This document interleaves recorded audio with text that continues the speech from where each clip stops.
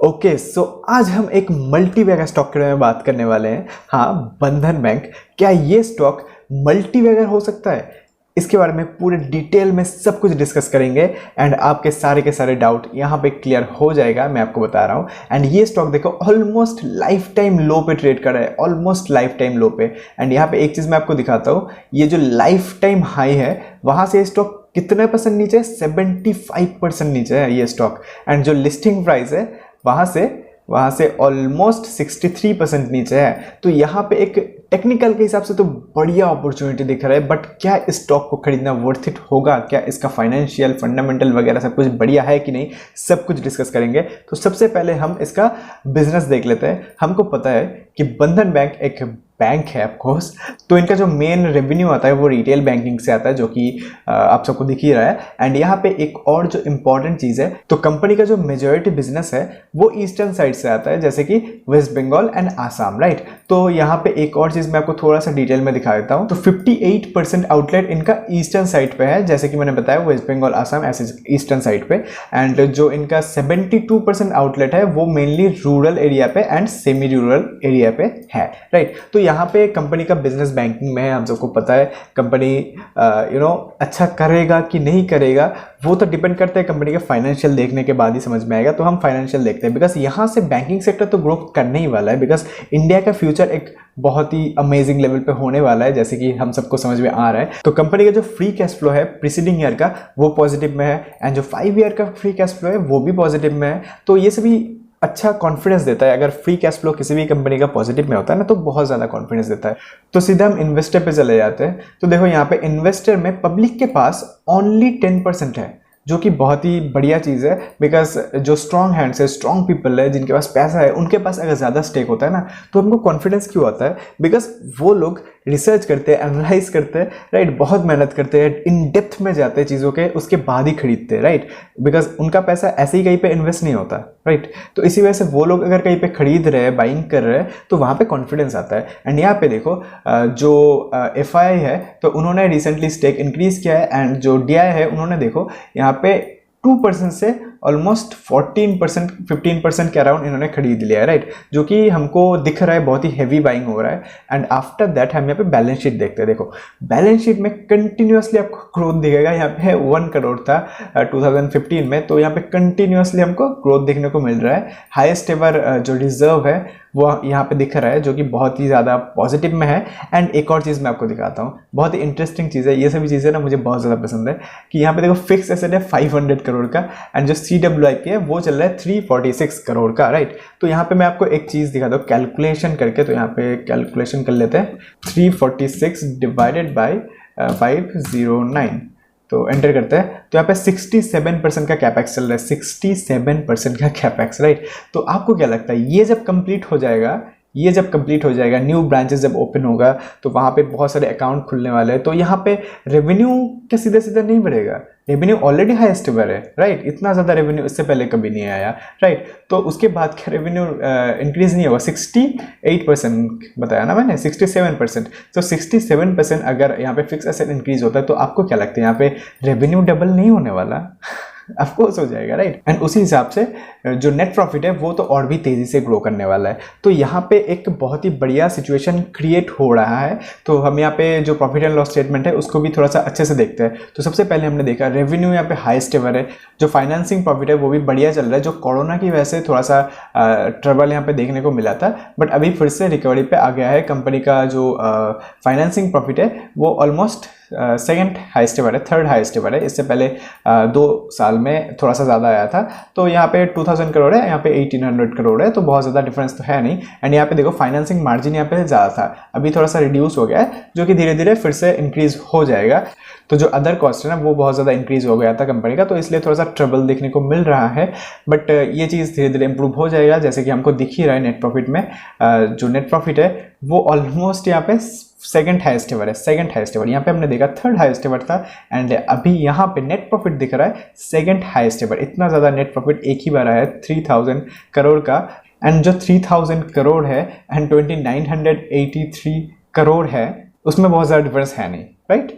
तो थोड़ा बहुत ही डिफरेंस है, बहुत ज़्यादा डिफरेंस नहीं है। ऑलमोस्ट कंपनी का हाईएस्ट एवर नेट प्रॉफिट देखने को मिल रहा है एंड हाईएस्ट एवर रेवेन्यू देखने को मिल रहा है, राइट। तो यहाँ पे फाइनेंसिंग मार्जिन थोड़ा सा रिड्यूस हुआ है, बट हाईएस्ट एवर रेवेन्यू है, हाईएस्ट एवर नेट प्रॉफिट है, और क्या चाहिए भाई।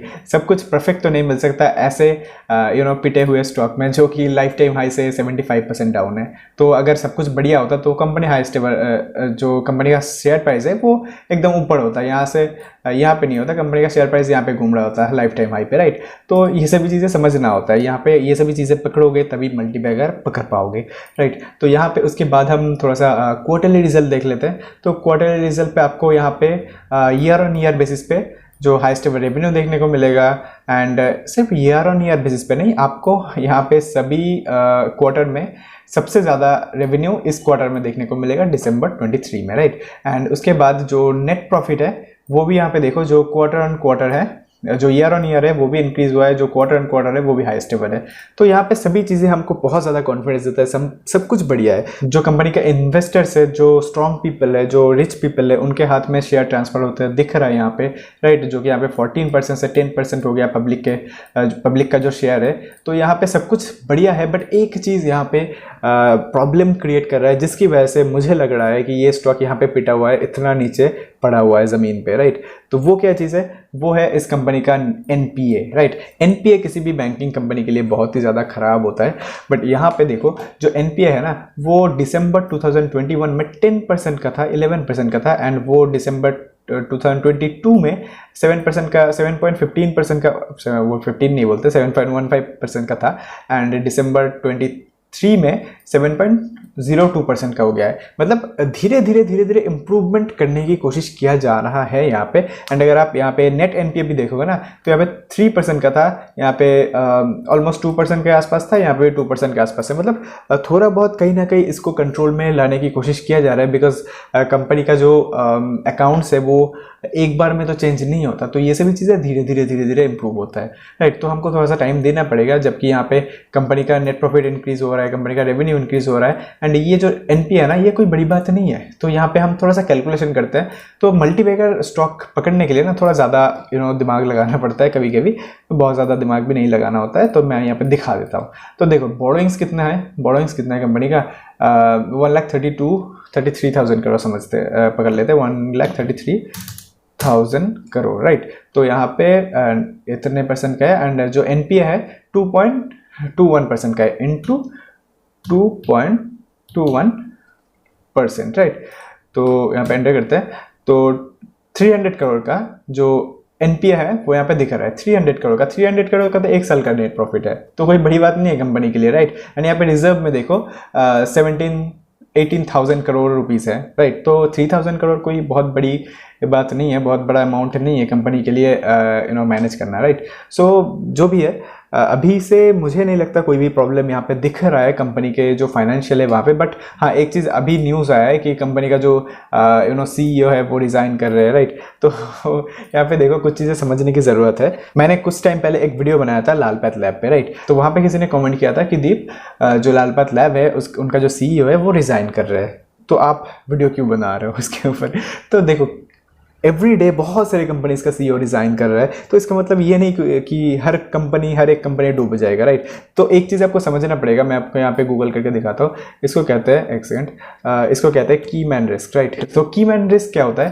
की मैन रिस्क होता है कि एक बिजनेस, अगर किसी भी एक पर्टिकुलर इंडिविजुअल पे एक बिजनेस का ऑपरेशन डिपेंडेंट होता है ना, तो उसको कहते हैं की मैन रिस्क। तो ऐसे जो टॉप क्लास कंपनीज होता है ना, तो उसमें जो की मैन रिस्क है वो नहीं होता। तो ये चीज़ आपको समझना पड़ेगा, तभी ये कंपनी टॉप क्लास है, राइट। एंड यहाँ पे जो बंधन बैंक के सीईओ है, तो वो रिज़ाइन कर रहे हैं बिकॉज उनका एज हो गया है बहुत ज़्यादा।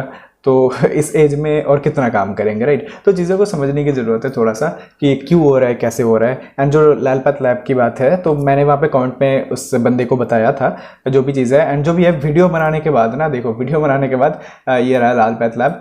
तो वीडियो बनाने के बाद 15% का गेन दे भी दिया है, राइट, कंपनी ने ओनली 29 डेज पे।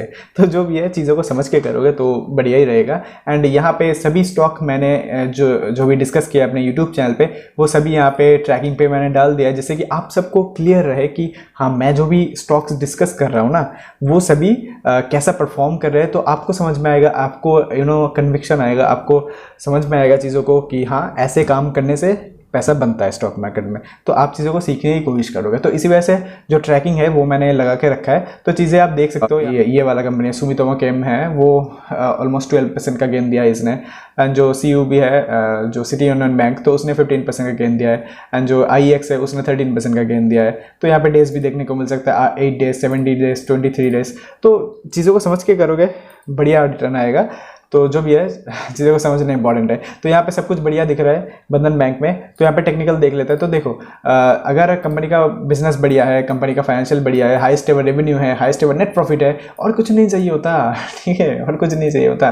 कंपनी का मैनेजमेंट बढ़िया है तो और कुछ नहीं चाहिए होता यहाँ पे। तो अभी के लिए कितना टारगेट हम एक्सपेक्ट कर सकते हैं? तो देखो मैं हमेशा कहता हूँ टेक्निकल को सिंपल रखो, सिंपल रखो, सिंपल रखो। आप लोग समझते नहीं हो, जो भी है यहाँ पे एक छोटा सा टारगेट देख सकते हो यहाँ पे 44% का, अगर आपको एकदम ही शॉर्ट टर्म के लिए ट्रेड करना है। अदरवाइज मल्टीबैगर रिटर्न चाहिए तो मल्टीबैगर के लिए आप क्या कर सकते हो, कंपनी लाइफ टाइम लो पे है, राइट। तो यहाँ पे मल्टीबैगर के लिए हमको क्या करना है, तो यहाँ पे देखो एक सिंपल सा राउंडिंग पैटर्न बन रहा है, राइट, एक सिंपल सा प्यारा सा क्यूट सा राउंडिंग पैटर्न बन रहा है। तो यहाँ पे आपको जो करंट प्राइस है वहाँ से कितने % का गेन देखने को मिलेगा, यहाँ से ऑलमोस्ट 130% का, राइट। तो 130% का यहाँ पे सीधा सीधा गेन देखने को मिल रहा है। एंड कंपनी मल्टीबैगर है, मुझे लगता है आपको अपने रिसर्च करना है, बिकॉज इससे पहले भी हमने अपने यूट्यूब चैनल पे बहुत सारी वीडियोस डिस्कस किए, बहुत सारी, जो कि उनमें से एक मल्टीबैगर भी है। एंड 50% गेन, 60% गेन, 80% गेन, चीज़ों को सीख के करोगे तो रिटर्न आएगा। जैसे कि मैंने दिखाया यहाँ पे रिटर्न दिख ही रहा है आपके सामने। एंड जो कंपनीज अभी नेगेटिव में दिख रहा है वो भी 2-3 महीने में पॉजिटिव में आ जाएगा एंड बहुत अच्छा खासा गेन भी दे देगा, राइट।